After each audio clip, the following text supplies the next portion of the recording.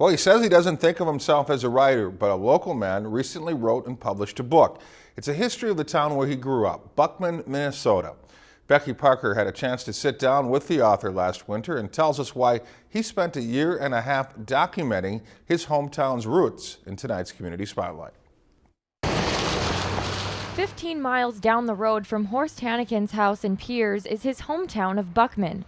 When his mother died in 2009, he started reflecting on his connections to the town where he grew up. I started to think more and more about growing up in Buckman, and it was a small town, 150, 60, 70 people.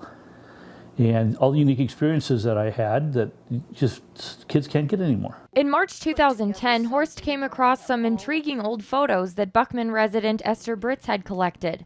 Maybe 25 years ago, I decided to delve into the history of Buckman to pass on to my children or maybe to donate to our city. Those images sparked the idea to write a book about Buckman's history. That got me hooked.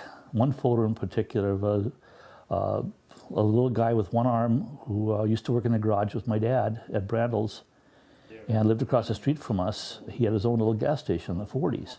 And that's such a neat looking little thing. Buckman, its pioneer history and cultural legacy, contains photos, restored advertisements, and articles from the first homesteaders to the early 1970s. It documents local businesses, sports teams, and key citizens like C.B. Buckman. They all wanted to have it named after them, but C.B. Buckman, who was the fifth man that was here, had a horse, and the others didn't have a horse. So he got to the courthouse first, and that's why we're named Buckman. Things in Buckman have changed since Horst grew up here. Many of the historic buildings shown in his book have since been torn down, but Horst hopes his book can provide a glimpse into the past for current and future residents of Buckman to look back on. The few survivors there are that grew up in Buckman are all in their 80s.